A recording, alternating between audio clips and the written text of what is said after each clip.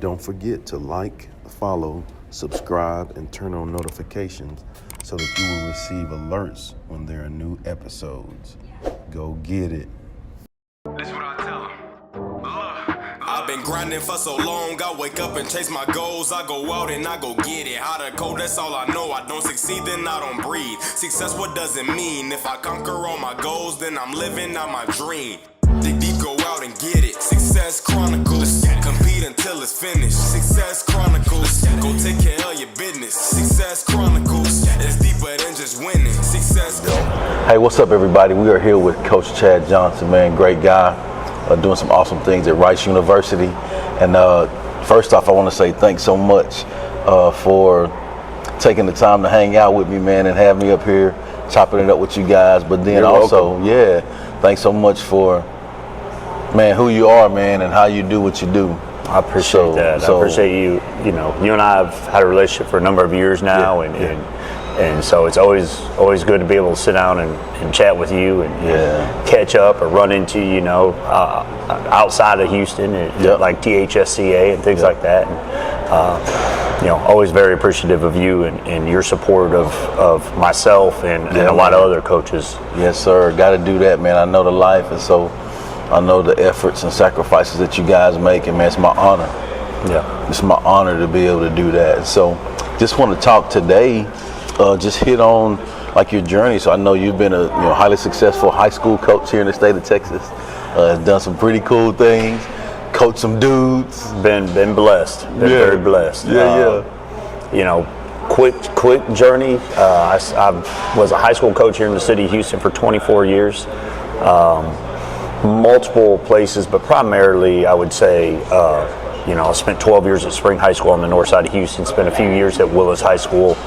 I was the defensive line coach and just was extremely fortunate to coach some extremely talented kids. Yeah, man. That went on to have some success in college, and a lot of them went and played college ball, and one of them was fortunate enough to be an NFL draft pick, and so, it's just a blessing. Yeah.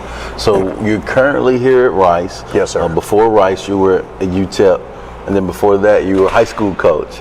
And so I know with that journey, you have great relationships with people. So I'm sure there's people reach out to you, man, how'd you do that? Mm-hmm. What's maybe a couple of tips that you could give someone that's looking to make that transition from high school coach to college coach? I think it for me, it boiled down to relationships. I was fortunate enough in the time I was at Spring High School, and we had a lot of success. We had a lot of players getting recruited. I was our recruiting coordinator, so I had a lot of college coaches. Every coach that came through dealt with me, getting transcripts and that sort of stuff over a number of years. And so through those years, I was able to build relationships with people like Scotty Walden, who eventually became the head coach at UTEP. Mm-hmm. And because of that relationship I'd built with him, he called and gave me the opportunity to go out to El Paso. That would have been in December of 23. Moved out there in January of 24, right after the new year. And was able to be out there for about 15, 16 months. Really enjoyed my time at UTEP and in El Paso. Mm-hmm. It was good to get out and see a little bit of different part of the country and experience that. And then, I was very blessed this spring to get a call from the folks here at Rice, and that my name had come up as somebody that they should talk to for their director of player personnel role.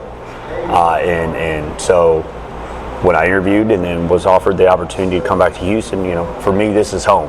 I'm not a true Texan, by birth. I was born in Iowa. But Houston's home. But I moved to Houston in July of 2000, so it's 25 years. I've basically been here now.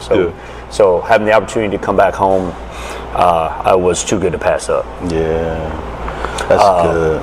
But to answer your question a little bit, that's a little bit more, I guess, more of my journey. But really, that relationship, building relationships with the people who are the decision makers, right? Mm-hmm. Scotty Walden, as a head football coach, is a decision maker. Yeah. A lot of times, I might have known a position coach on staff.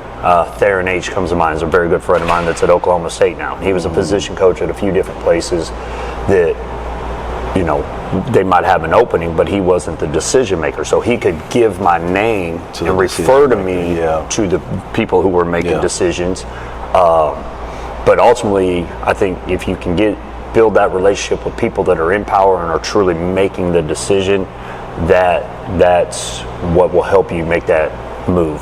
It's good. But yeah. It's awesome, man. How has it been for you? Maybe a couple things that were different for you that you didn't know getting into it. That maybe you can share some light on. You know, I think from the recruiting side of things, I really, as a high school coach, I thought I really understood the recruiting process on the college side, and I would be, you know, upset sometimes when a kid didn't get an offer, or why was it taking so long for a school to offer that kid. And you knew he could play. And I knew he could play, and I believed him, and of course I was biased. I was coaching him, or you know, he was on our team and we were coaching him. So once I got to college, you start to understand that process and why sometimes it takes a long time and why all the different steps that go into it. It's not just, hey, so-and-so likes him, the position coach likes him. You know, for example, it's the coordinator's got to like him. The head coach has got to like this kid and think he's a fit. The general manager, the director of player personnel, like we all have to be on board that this kid is a definite fit. We want him in our program. In addition to the fact that there's so much talent out there. And when you start talking, we're looking for even, you know, Division I football, Rice, UTEP on up, you're looking for the top 1% of high school football players. Yeah. And so there, even when you start that fine line between that top 1% and maybe that top 3% kid is very minimal, right? There's subtle differences, and then you have other things that go into it. How does a kid fit our scheme? Yep. Maybe he has this young man has some measurables or has some skills that are a better fit for what we do overall. Even though maybe this other kid might appear to be a better football player. Yeah. You know, things like that. So there's a lot of things that it's a lot more in depth, I think, than what people realize until you get in it and you're living it day to day like I am now. That's awesome. So, well, as we close, Coach, I'd love for you to get an opportunity to share with the audience where they can go follow you guys, check you out here at Rice, show you some love. You know, I'm available on Twitter at Coach Chad J. Our Rice football account is, I think it's Rice Football. Yes, I think it is. I think it's at Rice Football. Yeah. I drew a blank on that one. I apologize. No worries. No worries. They can get it. They know how to get it. Yeah, you search Rice Football. You know, our head coach, Scott Abel, is a tremendous guy, and so I encourage y'all to follow us. And if you're in the Houston area, come out and check us out. We've got 7 home games this fall here at historic Rice Stadium, and it's a new era that we're ushering in, and I think we're going to be really exciting to watch. Well, Coach, man, I appreciate your time. I appreciate you. Thanks so much for taking the time, and thank you guys for checking it out. See you next time. God bless.